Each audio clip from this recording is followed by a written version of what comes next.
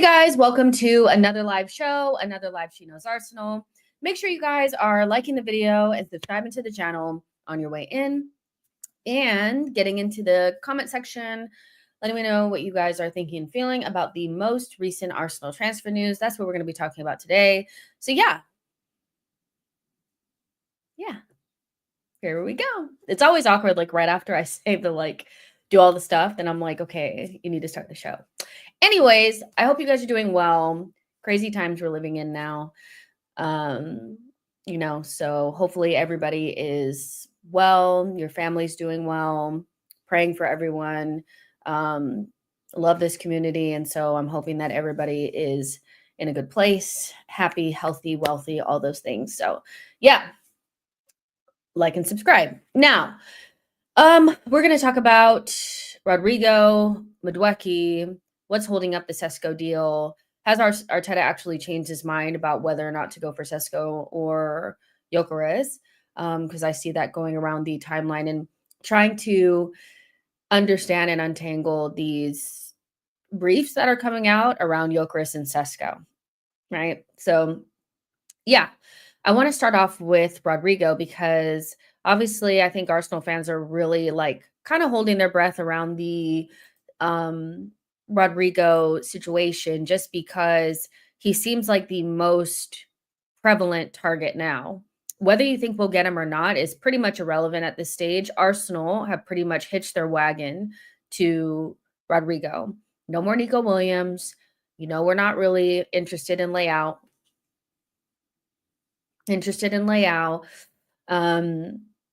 So beyond this option, it's kind of like do or die, with this. So I think Arsenal fans are nervous and concerned that if he ends up not leaving, that's going to leave us with no other options. And so I completely understand that. And I feel some of that same anxiety because I do think that left wing is just as important as center forward, if not just a little bit more. And so Arsenal, I do think, need to have some sort of, maybe something that we don't know, but some sort of inkling or something in a conversation with Rodrygo that he would come, or, because otherwise it would be insane to hitch your wagon to this one player if you didn't think that you could get him. Now, does that mean that Arsenal wouldn't do something like that? No, because we've seen them do it in the past, but I would hope that they have learned from the past that you need to have some sort of idea that this player is going to come. Otherwise, you need to be able to move on to other targets. And what those other targets are at this stage, I do not know. I know that Morgan Rogers has been mentioned, but I have a really difficult time coming to really envisioning this person at Arsenal. It doesn't have anything to do with his quality or his talent level. I think he is a talented player, but do I really think Aston Villa are going to sell us their best player? Probably not. In fact, I don't think they're going to sell him at all. I think even though they're in PSR issues, this whole idea oh, you have PSR problems, so you're going to have to sell your best player. No, they'll sell off the fringe guys. They'll sell off the Ollie Watkins and the Leon Baileys before they sell their crowning jewel. If we were in PSR problems, do you think the first thing that we think to do is sell Saka? So especially to teams that you feel like you want to compete up against. Now, I've seen that, Bayern are interested in Rodgers, so maybe they feel more, comfortable selling to them. But I think ultimately Villa are going to want to keep their best player, and he's going to cost an arm and a leg. He actually, I feel like, will cost more than Rodrygo. We'll talk about the Rodrygo fee in just a second. But yeah, I don't really see that.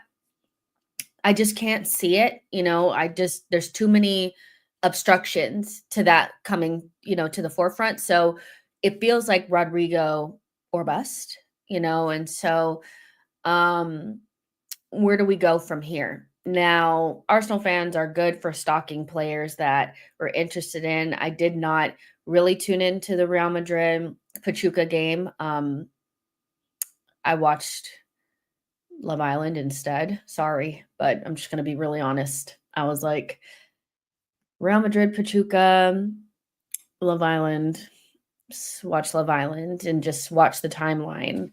Um, and so he didn't play. He didn't play. So, I mean, at the very least, like, what you can say is that whether we get him or not is very much so based on him and him alone. Like, Xabi is not, I don't think, pushing him out, but he's definitely making it known that you're not my guy, you're not my starter, or, you're definitely not gonna play in the position that you wanna play.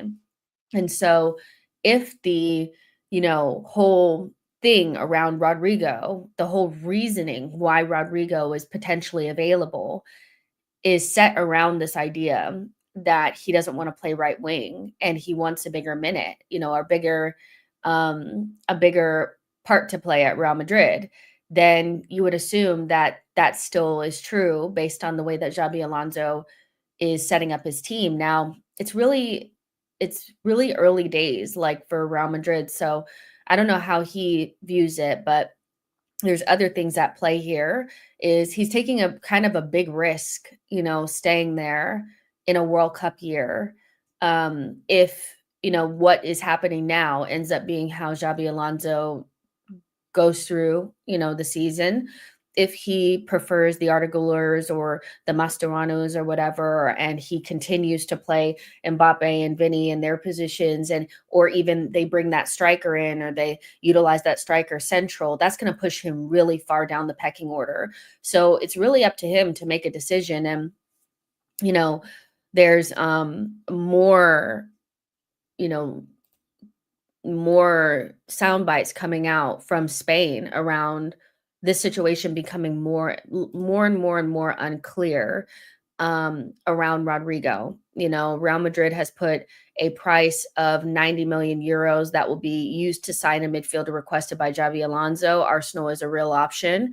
Xabi Alonso really was wanting to bring in Zubamendi, and I think that when you look at Real Madrid and the players that they have, it's not that they're not talented players. Valverde is really impressive. Camavinga is really good, and also Chouameni, but not one of them can sit at the base of midfield and dictate tempo and dictate play. And they desperately need a Cruz replacement, especially since they've lost Modric now. And so they could reinvest the money that they get for a player well down their pecking order. They've essentially already replaced Rodrygo. I think that has to be said. But if you bring in Mastroianni and you have Artiguler, you've pretty much already replaced him. Bellingham is the guy that's going to play in the 10 no matter what. So those players, even though they're more creative players, are going to be shunted out to the right-hand side and play more of like a creative winger role. That's going to make it really complicated for Rodrygo. So they could utilize a decent fee for Rodrygo to reinvest into a midfielder. What midfielder it is, I do not know. I'm not really giving a shit about what Real Madrid are going to do. We got Zubamendi, you didn't, so it is what it is. But they could reinvest that money back into their squad. And Xabi Alonso wants that controlling midfielder. And I do think that they need it. So we shall see. But 90 million euros ends up being around like 70 million pounds or something around there, So to me, that's a decent fee for Rodrygo. Like I said, you offer him the 10 shirt, you offer him high wages, you tell him he's going to be the guy and all that. But, I'm seeing quite a few Arsenal fans start to talk about Rodrygo in a way that, in my opinion, is very devoid of any sort of like empathy for a player that owes us nothing, does not have to come to us, and is essentially making the biggest decision of his life because that this is his dream move. This is the only club he's been at since being in Europe. Like he went straight from Brazil as a child and came to Real Madrid, and that was supposed to be his dream, his life, So calling him a loser or saying that he has a poor mentality for potentially maybe deciding to stay, in my opinion, is a little disingenuous. It's more just based on the fact that you want him to jump ship and make us feel better by coming to us. But It's not like we're the type of club where he knows without a shadow of a doubt he's gonna win trophies. Many a player has, jumped ship from a big club and come to Arsenal and ended up, not achieving as much, as they would have or did at their previous club. So this is a massive decision for him to make. This is not a just on a whim, and Xabi Alonso just got there. These are the first 2 games that they've played since he's been at the helm, and to make it seem like he should just, as soon as Arsenal call, he should just jump up and pack his shit is just kind of ridiculous. I don't want us to wait forever, but I understand that this is like, once you leave Real Madrid, this is it. You're talking about signing your prime years away. You're 24. You are signing your prime years away to the next club that you go to. So it needs to be a smart move for him. He needs to make sure that he feels 100% confident that this is the right deal for him.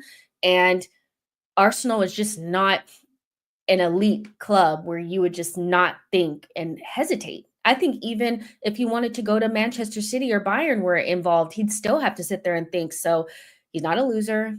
He doesn't have a poor mentality.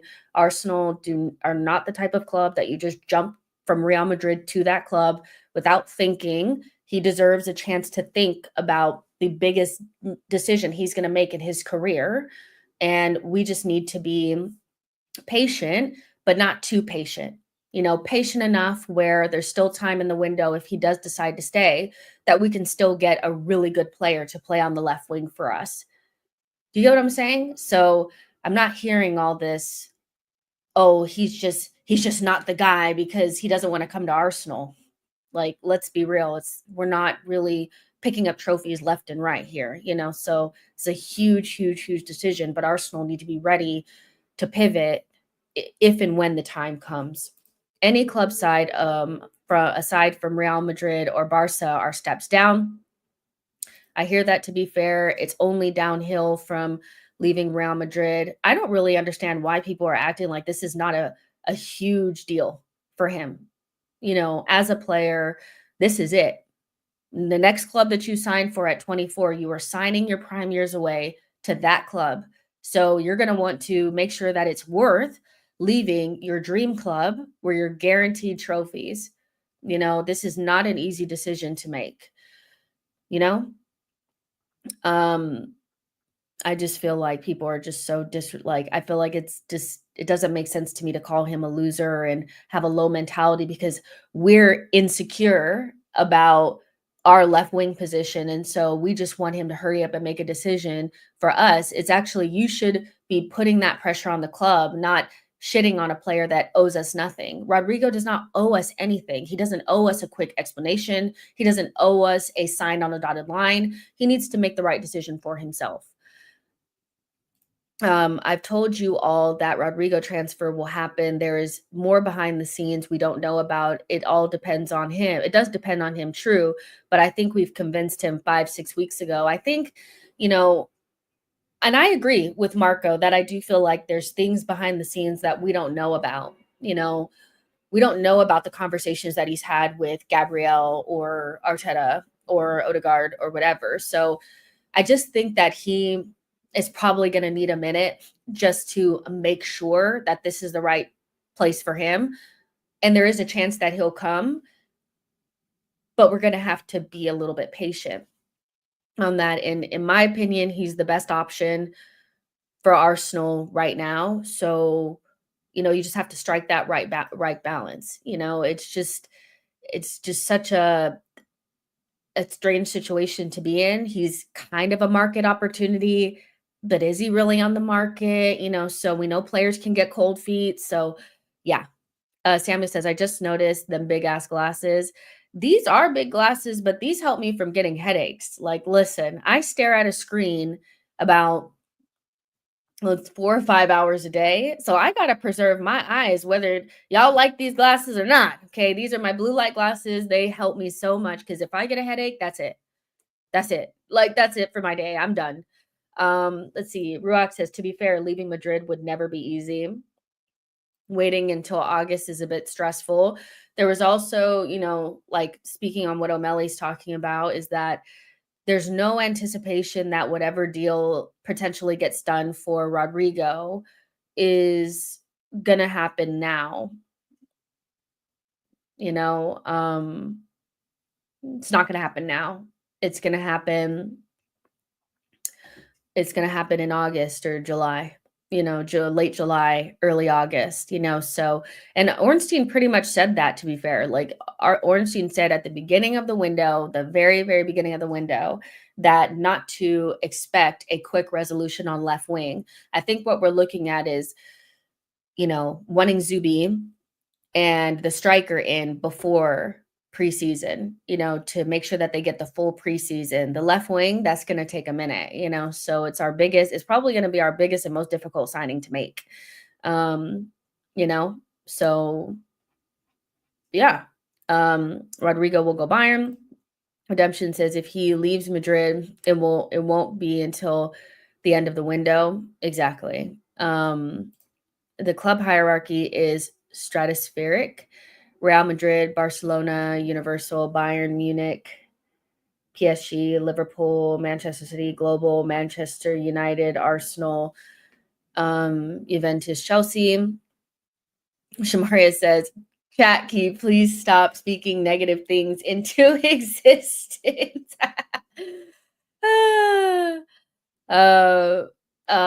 John, really quickly, just to because you're asking a question. I wasn't going to even address it, and I'll tell you why. It's because Arsenal did make an inquiry about Barcola along with like 3 or 4 other clubs, but PSG politely said he is not for sale. So I don't really have much thoughts about it beyond, we at least made an inquiry. And I think it's good for the Arsenal fans to know that the club saw that there could potentially be an opportunity and actually asked, but he's not available, so I think that pretty much shuts the door on that transfer. John says the only thing Madrid has over us currently is the heritage. We are a better team. They have better attacking individuals. Rodrygo can improve much more at Arsenal, to be fair. I think I'm sure that he knows that Arsenal would be a good place for him. I would never say that I would never say that I want a player at the club and then feel like we wouldn't be a good place for him. But I do understand why he needs to think about it. It would change his role, for in terms of where he actually plays and also his importance in the team. And if he's somebody that really believes in himself, I think he would relish in a situation where, you are the guy that's supposed to be taking us ahead, like you and obviously Rice and Saka and this, so yeah, I think heritage is a big thing though, my friend. Like, I don't think we could just say the only thing they have over us currently is heritage, like heavy on the heritage. That is a big, big thing in football. And we know that. That's why people talk about us crazy, so yeah. They do have that over us, but I keep saying, does he want to be Lucas Vasquez or does he want to be Alexis Sanchez? There's 2 routes, that he can take right now. Because he's definitely being pushed to the side at Real Madrid. That, to me, that's pretty clear. Brandon says the left wing signing is the one that will take the longest. We have reinforcements there. We need the striker done first.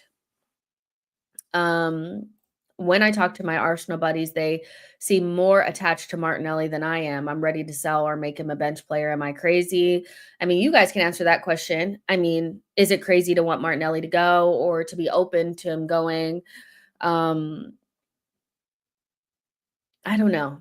I don't know. I'm not particularly desperate to keep him, but I'm also not kicking him out the door. Because if I was kicking him out the door, I wouldn't care how much we got for him. And I feel like for a player of Martinelli's level, we shouldn't be accepting anything under 40 million. And even that feels a little, so he's been linked to Bayern. And I think what Bayern are looking for is a runner, which is why I don't think Rodrygo will necessarily end up there. I get that they're probably a bigger club than us, but They've been linked to Leao, they're linked to Martinelli. I think they want somebody, Nico Williams. I think they want somebody a little bit more in like that traditional kind of form of a winger. And so he's linked to them and they're maybe interested in bringing him in. We'll see what happens with him. He could stay or he could go. But the only thing that I know for a fact is that a left winger that puts him on the bench is what needs to come on.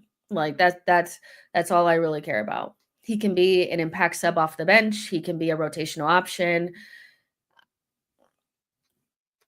But we need to upgrade, So yeah. I'm not accepting 40, minimum 60. Let's see.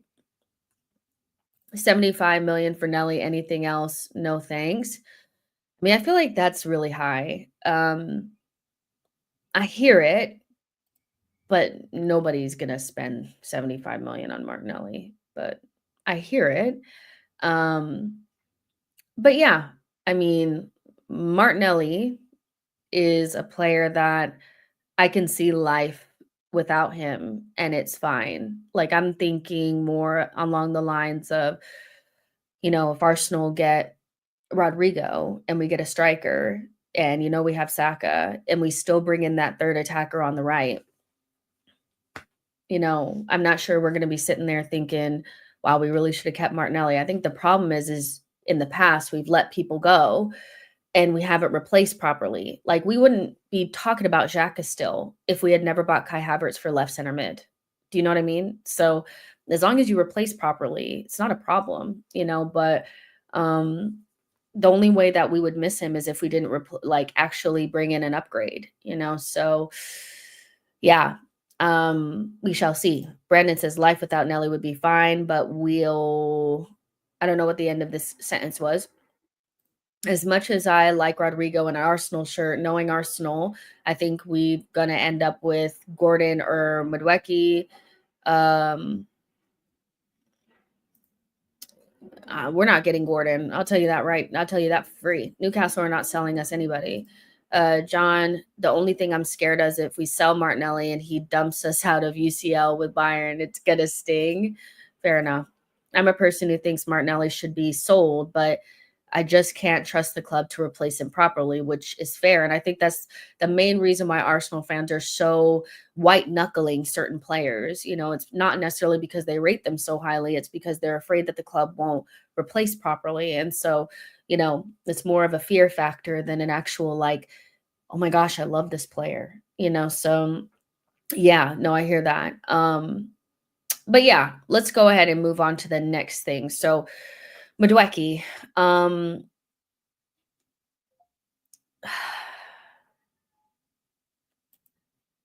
don't know. You know what? My problem with this, I have many problems with this, but the thing that irritates me the most about Arsenal potentially going out there and getting Madueke is the fact that Chelsea will inevitably use that money to get somebody that we could have possibly gotten, like Kudus. Like they'll go right out there and replace Madueke with Kudus, a player that we should be going after. And I don't want to do that again. They took the Kai Havertz money and used that to buy Cole Palmer and improve their team. They'll be doing the exact same. Getting Kai Havertz and Madueke out of your team and upgrading with Cole Palmer and Kudus sucks. So I feel like that in principle should be a reason why Arsenal should not be. They wanted Kudus. Why not just go get him and leave Chelsea with this guy? But Arsenal have been speaking to Chelsea about the potential move for Noni Madueke. Chelsea want 50 million for the player, which is not a price Arsenal want to go to right now. There's a possibility a deal may be revived later on in the summer. Can we not? Can we not? Like, even if you don't go get Kudus, go get Malik Fofana. Go get Bakayoko. Get somebody fresh. Like, don't get somebody with Chelsea smell. Like the Chelsea stink. I don't want it. Like, there's nothing about Madueke that is attractive. There's, like, nothing at all. His attitude, his talent level, nothing. Like, what are we what is this? Like, they need to be banned from doing this shit with Chelsea. They must, because every window, same thing. They're trying to get rid of somebody, and instead of going to get the player that they're probably trying to go get, that they probably can't get because they need to sell, we give them the money to upgrade their shit. Like, there's just nothing about this that would make me happy, you know? Absolutely nothing. Um, I don't think I can do once they're an Arsenal player, it's fine. Do you know what I mean? Like, I think I'll always dislike him, unfortunately. He's just he's not it. I don't know. Maybe that's harsh, but I can't even force and this could be good because blah blah blah. I can't. I don't want it. Sorry. A guy is beefing with wolves. Just I can't. I want nothing to do with this. I don't want it either. I really don't want it either.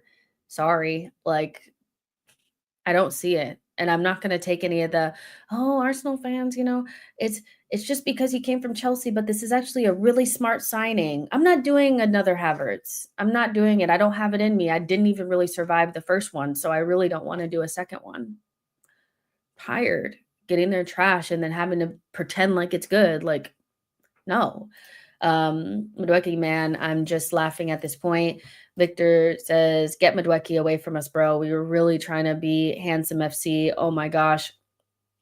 I think Chelsea give us incredible terms, might be why we shop with them.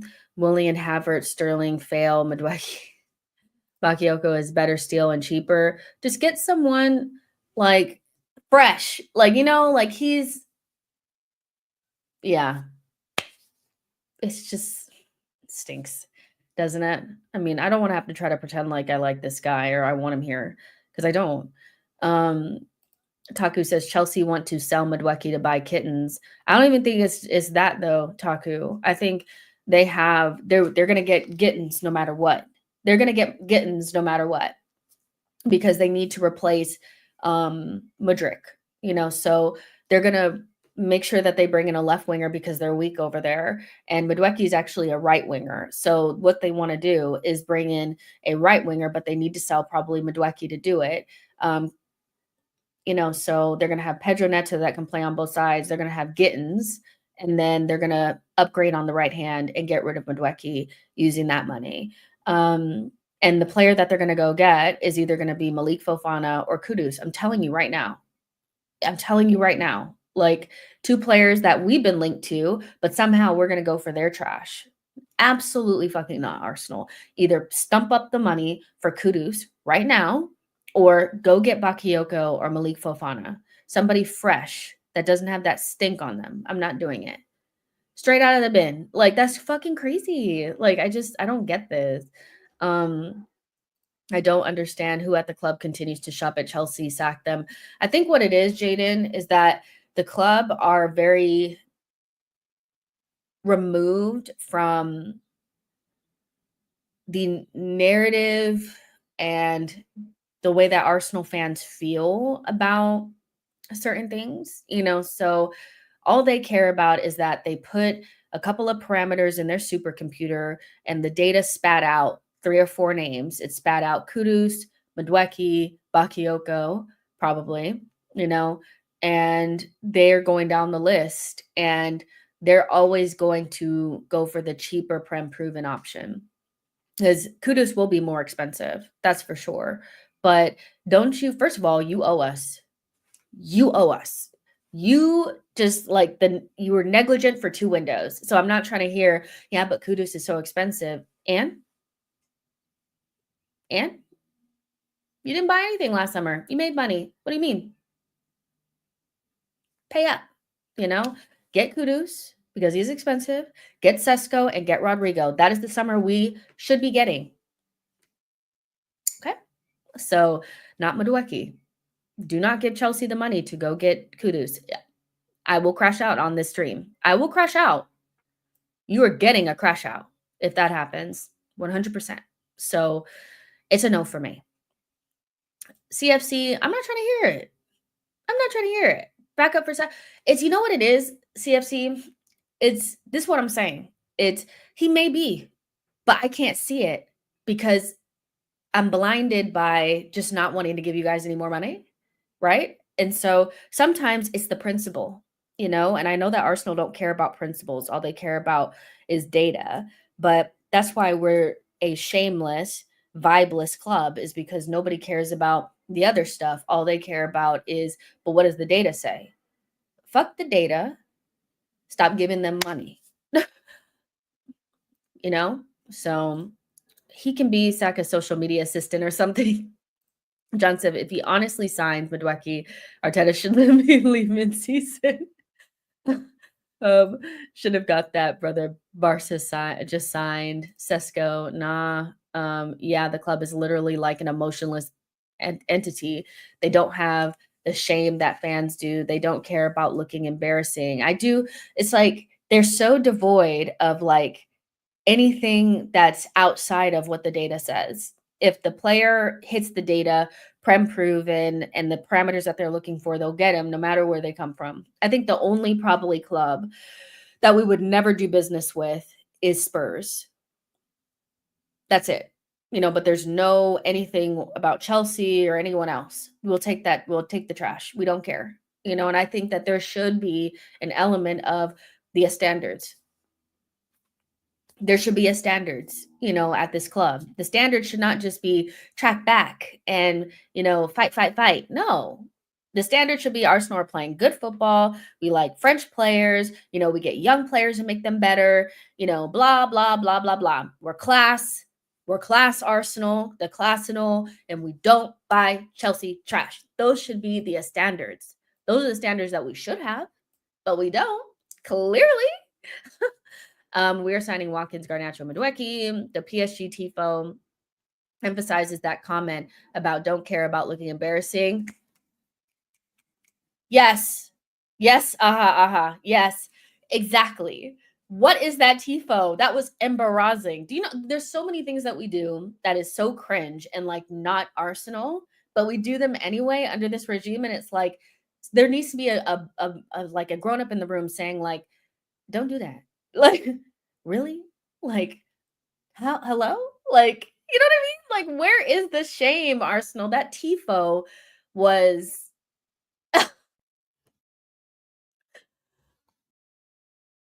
I would have rather you had none. Nothing. Nada. It was just terrible. It was terrible. Spurs got nobody. We want, let's be real. Shamari says Don Robbie's bed sheet. That Tifo was crazy. This is the biggest transfer window, but it's so boring. That was horrendous. It's just cringy. And like, I'm not saying that, I don't believe in the data. Like, I do think the data makes it easier to scout players when don't have boots on the ground. Now, should we have boots on the ground? Absolutely, because you can look at some of the signings that we've made over the years. There's been some pluses and minuses, but some of our top tier signings that we've gotten the most bang for our buck have come from scouts actually watching the player. We went to a data-driven model, but I think there should be a balance between the data giving you a better full picture of a player, but you should always go with the eye test as well. And I don't think they really do that. I just feel like they're very much so like, but what are the numbers? And the numbers is how you got that TIFO. Like like the data is how you ended up with Kai. Like that's what the data gives you, So yeah, Muhammad says Zubi should take the 16 shirt. I think he's like they said that he's gonna get 36, but Charles Watts was like, but don't quote me on it. And it's like, well, why put quotes out there if you don't want people to quote you on it? The squad number is something that maybe you should hold on. If you don't know for sure that he's going to be 36, I don't know why you put that out there. Like, but maybe it's 30, maybe it is 36. And that's like a number that's special to him from his Sociedad days. So we got another woke, number. As no, we went through the bullshit yet the other day. We were talking about the heritage of numbers and why our team cannot get a grip on it. Like 41, 29, 36. When 3 is right there, 3 is right there. Whatever. Just play good. Data gave us Mustafi instead of Van Dijk. This club signed Mustafi instead of Van Dijk. That not even data AI would suggest Kai. That was Mikel's ego running wild. It's just a joke, Lee. It's just a joke. It's not meant to be taken serious. It's just we were having that conversation about how numbers, like we're number nerds, and so we want some of the numbers to be more traditional numbers. And so I'm saying it in jest. It's not like something to be taken seriously at all. He can have whatever number he wants, and as long as he plays good for Arsenal Football Club, the 36 is more than good enough. I'm just joking. Gunnarola says 33 Calafiori. They love those numbers. It's just crazy. I think if there's any big news on transfers, it will be next month, and it's very frustrating. Can we just get Gyokeres signed early?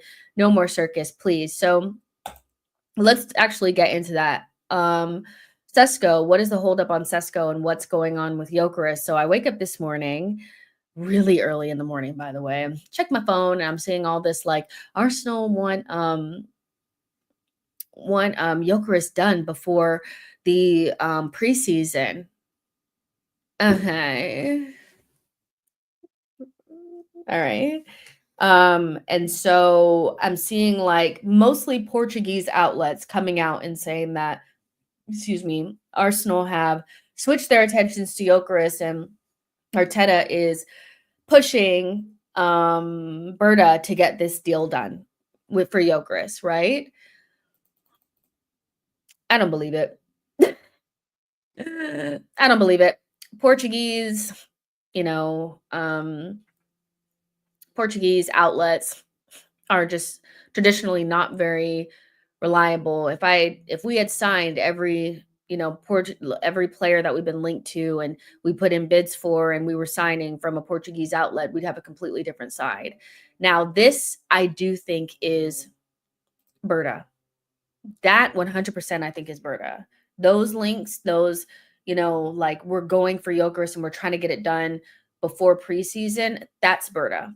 This whole idea that, Gyokeres' camp is pushing out information into the media about Sesko wanting a release clause and has high wage demands, that doesn't make sense to me. But, Berta putting it out there in the media that we want to get Gyokeres done before preseason actually would put more pressure on Sesko's camp and RB Leipzig.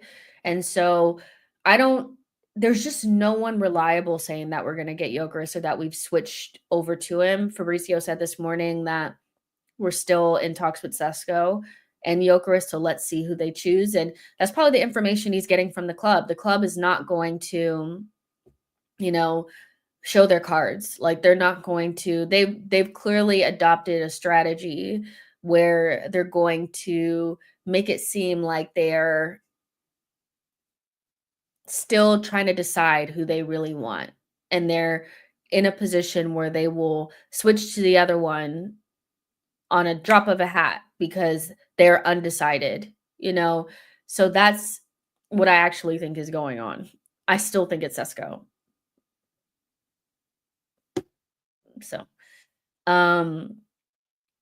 So that's what but I could be wrong.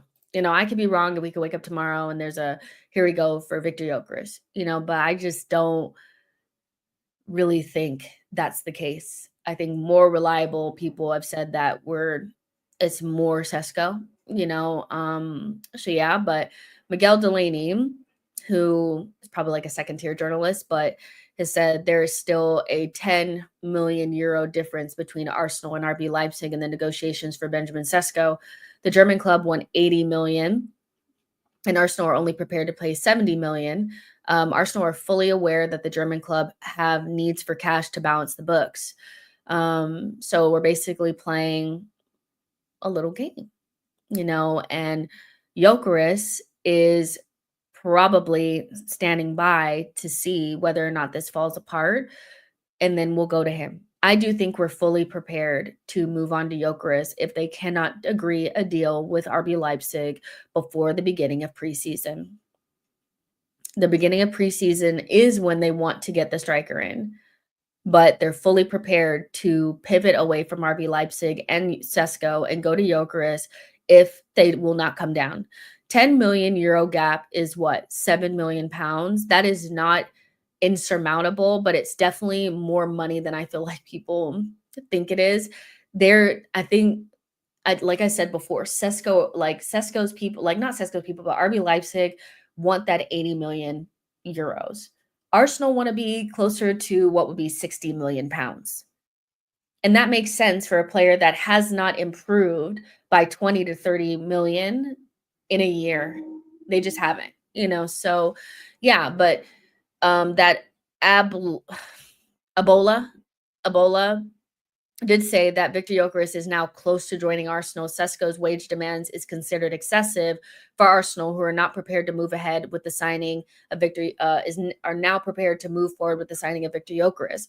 I do believe that these types of briefings are coming from Berta to try to put pressure on RB Leipzig and Sesko to go down on his wage demands and to close this 10 million euro gap. My gut is saying it's Sesko, guys. It's just, they'll go for both, or they're interested in both, and they're prepared to, you know, move on. But I think it's going to be Sesko. I think they pretty much decided it's Sesko. Like, I don't actually think there's a decision to be made, but they need RB Leipzig to feel like a decision has not been made, because if they know that Arsenal are set on Sesko, there's no real leverage for Arsenal to have. Once you're desperate and you've decided you just want this player, now you're at the behest of the selling club, and they need money. So I think the only reason why, there's still a chance that Gyökeres will come is because Berta is different than Edu. And Berta is unwilling to probably go throughout this window and not get a striker. If this were Edu, there would be no Gyökeres. We'd be, basically just, doing whatever RB Leipzig wanted. There wouldn't be a second option, or the second option would be so bad.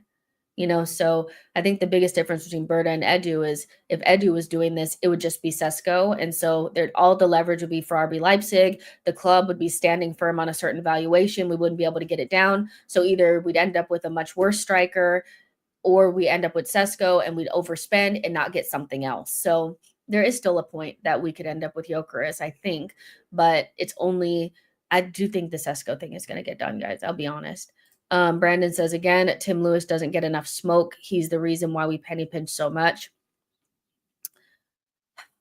If I speak, the amount of lawyers we need football people. You have an ownership that's not concerned about winning. You have Tim Lewis and Garlic around that are just here to protect the Cronkies, and they're making a lot of they're making big decisions in that conference room. They're actually like, you have to get the unanimous decision. They're combing through it, and they have a valuation, and there's no wiggle room unless it's a Premier League proven player that is within a certain age range and stuff like that. Because we overspent on Declan. Like, I'm not under any sort of I'm not unrealistic. Declan probably should have been like max 80 million, but we overspent by 20 million, mostly because they felt like this is a player that's going to, no matter what, is not going to fail for us. But if the more riskier the player is, meaning they're young and unproven, or older, and unproven, or whatever in this league, the less likely they are to move away from their valuation. And that's why we take the safe route. That's how you end up with Jorginho. That's how you end up with Trossard. That's how you end up with the safe option. And that's unfortunate. So they can't pivot to the safe option. I think 110% they must go with something that has the potential to become the best thing, for us, whether it's risky or not. Get it somewhat, but Arsenal can't afford a slow window. Yet people are directing a lot of energy away from the main culprit. Right, Jess, a multi-million-dollar business knows what they want to do. We're talking $1 million deal. If you think they don't know, then you're purely kidding yourself. This is getting cold. Hold on.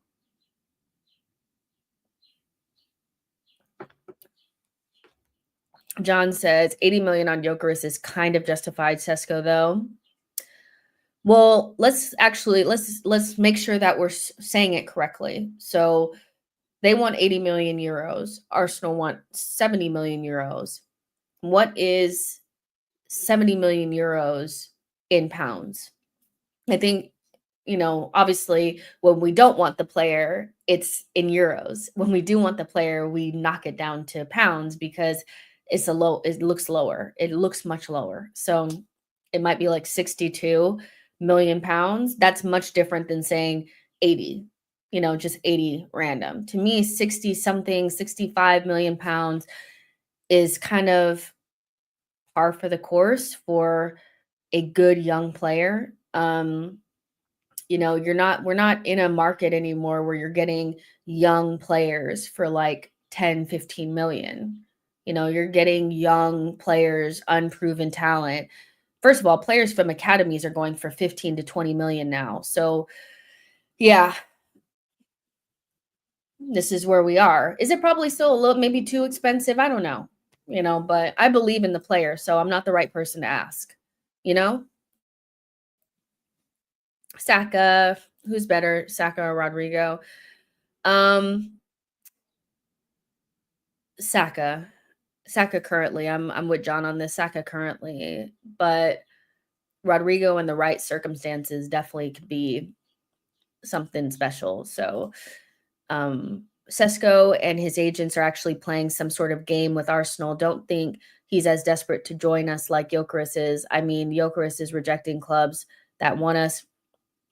Saka is right now. Wirtz or Palmer. I think Wirtz is probably better. When you take away the pens from Palmer and you take into consideration the amount of games that Palmer is ghosted in, the big games, I think you have to give it to Wirtz. You've seen him in bigger games actually doing shit. Um, so I think it's Wirtz, but Palmer is still a really good player. I think when we start talking about these either ors, it has to be said that just because maybe I think one player is better doesn't mean I think the other player is shit. But I'm sure that that's what people think. Um, Josh says, "Let's be serious now. It's clearly words." I think it's words, but that doesn't mean that I think Palmer is crap. Like I think Palmer is really, really good. But you're being very hard pressed to find a game. Um, Against a top side where Palmer is shone, or Wirtz, you can think of quite a few. He also was a big reason why Leverkusen won the Bundesliga in a league where they're not supposed to win. So I think that goes a long way. And then when you look at the last Euros, really Spain and Germany should have been the final, but they were on the wrong side of the bracket. Musiala and Wirtz were actually insane in the last Euros. They just didn't have the accompany, like they didn't have the same, other players that like Lamine and Nico Williams had. So yeah, I've seen Wirtz in a major tournament for his national team do really well, and then also for his club team, and in big moments was able to help his team win the Bundesliga in a league that they're not supposed to win. Haven't really seen that from Palmer. So yeah, I think it's Wirtz, but again, I'm not saying it's pronounced Wirtz. Wirtz. Do you know what I'm saying though? Like, let's not get ridiculous now. But I think it's Wirtz. I just think that, I'm not saying that Cole Palmer is like some bum off the street, like, because I'm sure that that's what people are thinking. Um, um, so yeah. Um, I don't think it's Palmer, to be honest. I think it's Palmer, 45 GA last season. Germany need a number 9 badly. Palmer scored in a final. He didn't get a chance. Well, I mean, I don't know what to do with that. You know, I can't give him plaudits when he wasn't in those games from the beginning. Like, I don't know what to tell you. Lawrence, would you be happy with El Canoes? Yeah, I think he's really good. Would he be my number one choice? No. But would I take him? Absolutely. But yeah, the Sesko holdup is 100% like, in my opinion, just Arsenal do not feel they already told us in that briefing from Gary Jacob that they're not really concerned about getting any of these deals done until, you know, July, so being 10 million euro apart, which is like what, 7 million pounds or something like that, is really not insurmountable. But, Leipzig are holding firm because remember, Leipzig wanted Sesko to sign a new deal and stay another year because they wanted him to be at that time. The articles that were coming out was that they anticipated them being able to sell him for like 100 million. That's what they were aiming for, but they had a terrible season and they're outside of Champions League. So the value of how it's like sometimes a player has a certain type of season and then so almost like the PR kind of that player kind of like is the perfect storm so you can start to ask for more money. They don't have that perfect storm because of the way that their season manifested, but because their season was so bad, they need to hold firm on a certain level of their valuation because they're outside of Champions League now. They were hoping make him sign another deal, get him on a longer deal so that they can ask for more money, him have a great season and then make Champions League. If that were the case, they would be asking for the 100 million, but they can't. But they don't want to go so low that it was almost like a waste for them to even extend him. So they're holding firm, like I would imagine any selling club would, uh, because it would be a waste for them to have re-signed him or got him a new contract, and they sell him for the same amount that they could have sold him last summer. Get what I'm saying? So I understand why they're doing that. It's not an insurmountable number to get over, but it could definitely take a full week for them to come to some sort of agreement. And then also I do believe Sesko is asking for wages that Arsenal don't want to pay. You know, I don't believe that that's Gyokeres' camp trying to, make Sesko look bad because Berta knows what Sesko is asking for. So it's not like Gyokeres' camp is telling him something that he doesn't know. I do think he potentially wants a release clause or he wants some sort of wages. And so also Sesko is impeding this thing from getting done as well. So they're going to need to bring him right down to earth, especially on the wages. So that's up to you know, the sporting director to figure that out. Um, so yeah, Leipzig and Sesko know we are desperate to sign him. We wanted him last summer, and in Jan, Arsenal showed their hand and they're playing on it. So we are really in control, like how it's reported. I don't think we're 100% in control, but we have leverage. I don't think Leipzig are not 100% in control and Arsenal are not 100% in control. We need a striker and they need to sell. We have a little bit of leverage because we have a ready-made striker that we know what it's going to cost and he wants to come to us. So in a moment's notice, we can leave them high and dry. And it's not like he has a long list of people beating down their door and they know that.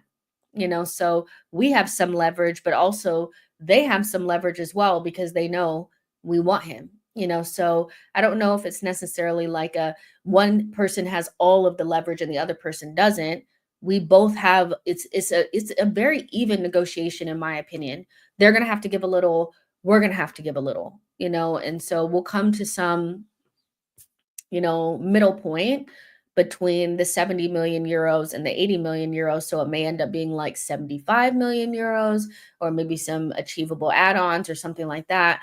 But we're 100% going to, get, have to come to an agreement.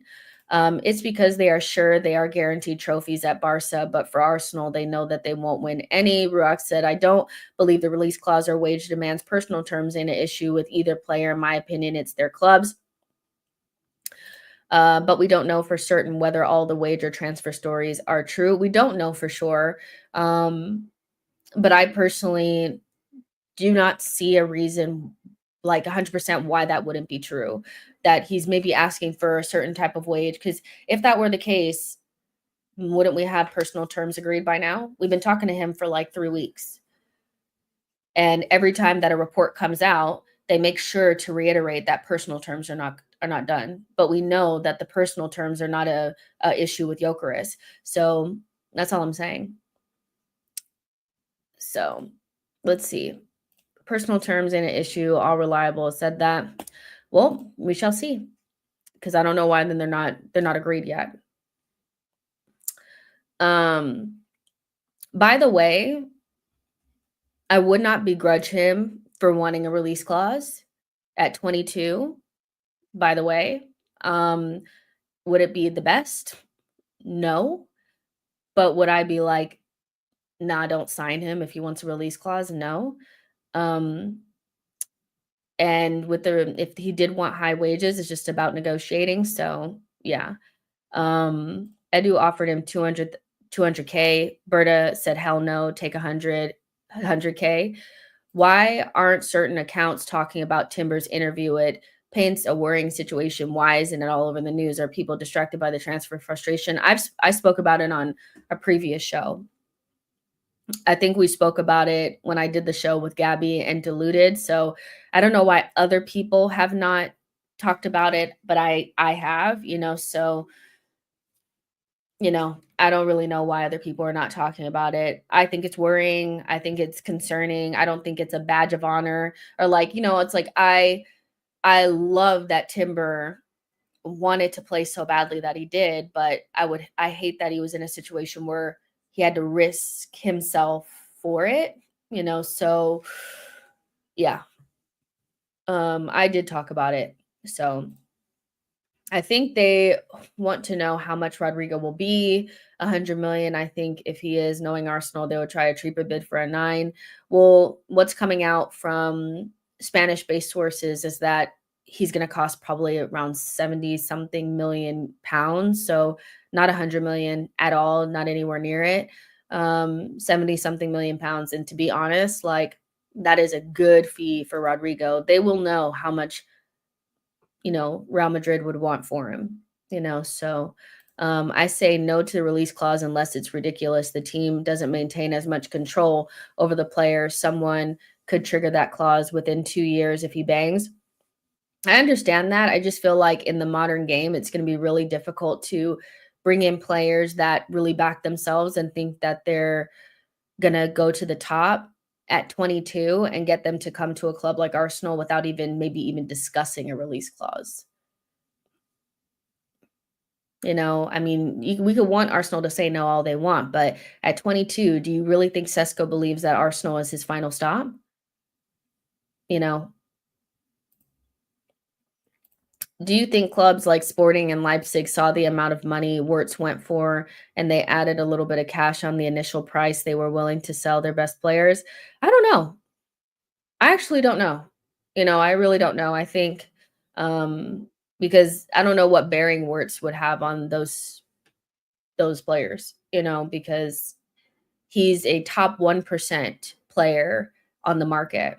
So that doesn't really have anything to do with Gyökeres or Sesko. I would say more like somebody like Ekitike, and the fee that Frankfurt are looking for, which is between 80 and 100 million euros, would actually be more of an indication of like maybe like a marker for them. And we know Frankfurt know how to get the money. So they know how to value their players and stuff, or they know what they're doing. So I wouldn't say necessarily Wirtz, but maybe the price tag off of Ekitike might have alerted them, and they're like, well, let me ask for a little bit more, because Ekitike only scored like 2 more goals than Sesko. As much as people are like, well, we're spending this amount for 13 goals, Ekitike only scored like 15 goals. So let's see. No, I disagree with the release clause thing. I get why the club turn away if he brings that up, because we basically make no profit if we added a release clause that isn't crazy. Why do Chelsea offer players 8-year contracts so that they can keep them for longer periods of time? Because ultimately you have control over the player forever. and there's never a time where you can't get a big fee for them, because as long as your player has a long contract, because, as the contract goes down, the more likely you are to sell, the more desperate you are to sell, because you could potentially lose them for free. You put them on 80, or 8 years, and then also the amortization, then it's easier for them to pay it off because it's a longer contract. It's just, there's plenty of reasons why you probably do it, to have better control over the sale and to also pay for a longer period of time, so you don't have to pay as much as upfront. There's probably plenty of reasons why, but you know, fans are funny. They say we aren't winning under Mikel, but complain when Sesko wants a release clause, probably for the same reason. Well, but this, Josh, this is why I'm like, I just feel like I get that we're Arsenal and we want players to be chomping at the bit to come to us, but if we're gonna go to that next level of player, right? Take Sesko out of it because I know he's quite controversial, but you look at somebody like Rodrygo and you see where he's coming from. You cannot be so deluded to think that he's not going to really think long and hard, pause, on whether or not he wants to come to Arsenal. You get what I'm saying? So when you start looking at players that are already in good spaces, unless they're really crap, they're going to think about it. They're going to think about it because Arsenal are domestic giants. No matter how you flip it, reverse it, Uno reverse, whatever. Arsenal is a domestic giant without any sort of heritage in Europe, so we're just right below the best of the best. We're the best of the rest, so you are technically taking a step down. So somebody like Sesko, I feel like him and his agent have made it quite clear that they feel like he will be another Holland, Lewandowski type of striker. He is going to want to make sure that if and when he hits that's that trajectory, that if he's at Arsenal and they're not living up to the expectation, he can get out. So you start fucking with players that really care, think that they're the shit, especially young, or players that are already playing for top sides. You're gonna have to, understand that they're gonna really think about coming here, and also make sure that if we don't live up to the expectations, they can leave. And I think that that's a good thing because it puts pressure on Arsenal to perform. It puts pressure on Arsenal to do the right things to get to the trophies, because now they're under threat of losing these players. Up until this point, we've signed a lot of like Premier League standard, players that, they're not really going to want to go, they're moving to Arsenal was always a step up. Now, in order to improve our side, we may not have that luxury. We may need to bring in players that are already at top sides. So it's different now, so that's why I'm not that upset with Rodrygo taking his time. And when I look at somebody like Sesko that clearly backs himself, he's going to want to make sure that he can get out, so especially after what's happened to him at Leipzig, so to me, players have to protect themselves. It's a short career, so I don't begrudge them. Now, Arsenal have to do what's best for them, so I expect Arsenal to do what's best for them. So maybe that doesn't align with what's best for Sesko, and that's where negotiating comes in. Players are the same as fans. They are looking at Arteta and asking, "Where are the damn trophies?" Hi, Jess. Come on. Who do you prefer between Victor G or Sesko? I mean, I like both players, so I know this is not going to be a great answer, but I like both players, and I would be happy with either. I think when you've been starved for so long, you're kind of like, you're going to offer me some tacos, you're going to offer me some fettuccine Alfredo. I'm going to say, yeah, I'll have either one, but I think Sesko has the much higher ceiling, but I think Gyokeres is the better now. So either way, it's either you wait on Sesko or you bring in Gyokeres and you have to win everything right now in the next 3 or 4 seasons, then you get somebody else, or you bring somebody in. Either route, I feel like we're improving our team. So I'm a little bit less like being on the striker, bring somebody in, get it done, and then make sure you focus on left wing, so yeah, I know that's not like the best answer, but yeah. Paris says, I don't think he's coming.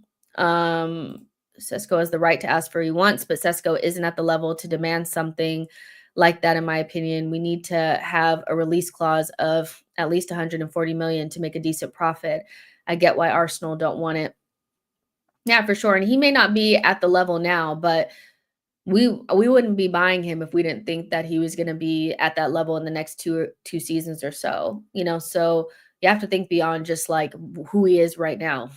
Arsenal are not buying a player like Sesko if they don't believe he's the guy. And he clearly believes that he's going to be the guy. So I get he's not it now, but his contract is going to be well beyond just where he is right now. So if he does get to that stage in the next two seasons, he's going to be in a position where Bayern's going to be calling, Barca's going to be calling, whoever else, Liverpool going to be calling. He needs to be in the right position. So, but I hear what you're saying as well.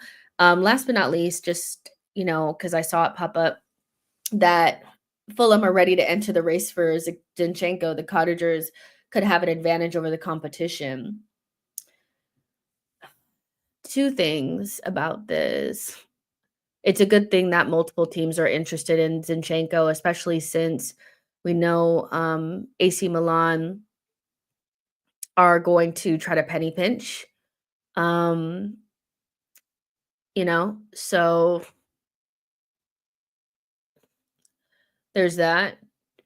On just a player basis, he's a Champions League level player, so seeing him at Fulham would be strange, but, Premier League teams can afford the wages and the fee, where somebody like AC Milan they're barely selling what's his name for 30 million. They're not gonna wanna give us all the money back, right, for Zinny, so, yeah, but, I think Iwobi had said, like, the other day on an interview, like, "We wanna sign more Arsenal players. We like signing Arsenal players, so we'll sign more." And I'm like, "Okay." By Reece Nelson. Zinchenko would be I feel like, damn, that's how your career's gone, but you get to stay in London if they're settled, they probably play your wages, they play a good brand of football, you'd be a starter. It's up to him. All I really care about is us getting the money. But at a base minimum, it's really, really good that multiple teams are interested in him. Give us Robinson then. Gyokeres has more international goals than Isak in the same matches. Which of the two do you think is better? I see what you're doing there. They're saying 12 million. Yeah, I mean, that's not a lot, but what do we expect to get from him for him? You know what I'm saying? So, yeah, it's kind of a shame how it's gone, but it is what it is. Fulham are looking to sign Zinchenko this summer. They're keen on signing Nelson. This weekend, it will be hinted at Fulham signing an Arsenal player, but perhaps they could sign two. We would shed like 250,000 pounds a week in wages. And I think that's really important as well, is signing up good players is not just about the fee. We can break that down into, smaller payments, but the wages you can't break down. And so, the likes of, if you were to get Rodrygo or, whatever you want to get, you're going to need to take the wages from somewhere else, So Nelson should have never been on 100,000 pounds a week. And we know Zinny's on like 100 and something, so that'd be good. Hato's agent has been in London in the past few hours after his recent contacts with the Gunners. They are hoping to beat Chelsea to his signature. That just came out like 2 seconds ago. One thing Arsenal are gonna do is push for the defensive signing. Not like it's a bad thing, but we're always gonna get a goalkeeper and a defender in every window. Some clubs received calls from Rodrygo's entourage inquiring whether they would be in the market for a forward this summer. Arsenal plans to attempt the transfer in August, not in July. This will be a complex, drawn-out operation. Player open to Arsenal and City. That's coming from Kadina Ser. I don't know if I have it in me in Arsenal City thing. Like, I really don't think I have it in me. So, um, yeah. John says, we won't. We are so slow. I came in late. Just wanted to say if we end up signing Madueke for only for Chelsea to end up with Kudus, I'll be really annoyed. We'll be aiding them with funds for a better player yet again. Ilmatic says in August. Eze is the perfect signing for the summer. Why do I feel like Liverpool or Chelsea sell Zinni for 25 million? Why can't we sell well? Because we don't have a good reputation in the market. You have to build up a reputation, and unfortunately, we have just been so unserious for so long. I think the status of your club makes a difference. You know, the way that you've sold in the past makes a difference. Um, and it's, you know, clubs will see the squad players or the fringe players of a Liverpool side or a Chelsea side as more valuable than a squad player from an Arsenal side. You know, I just don't think we've built up that reputation. That comes with trophies, that comes with winning, that comes with, you know, good business, you know. So we've done a lot of damage. So there was a time where we were selling, like, I looked at like our biggest sales, you know, at Anelka for 30 something million in like the early 2000s. Do you know how crazy that is? In the early 2000s, you sell a player for 30 million, that's basically like 100 million now. Selling Sesk for 30 million something euros in, you know, the 2000s as well, and that's like 100 million as well. So just think about the status of the club at that stage and the type of business that we were doing with David Dean and Arsene Wenger at that time. The damage has been done, you know, so people just don't view Arsenal squad players as anything, you know, but you know, Chelsea and Liverpool have the status and we just don't have it. Um, so yeah, even Arsenal women haven't signed anyone. That's the club is so jokes. In August, laughing at like just laughing emojis. Yeah, I guess. But they told you, they told y'all. They told y'all. They told y'all. They said, listen, we're not worried about doing business early because executives prefer to do it at the end of the window. So, and maybe it's a wage thing. You know, they don't want to start paying him 300,000 pounds a week until the season is about to start. Because Arsenal are cheap like that. And that goes back to the Tim Lewises and them. You know, they're like, well, if we just wait, then we won't have to pay the wages until way down the road. You know, so yeah. Um, the Madrid zone just posted that Konate is stalling his contract renewal. He may go to Madrid. Um, but I thought the board were financial experts. If they aren't football people, I'd expect them to do their actual job better. End of July, I could understand August for him to be sitting on the bench game week 3 because we've only signed him Sai. Um,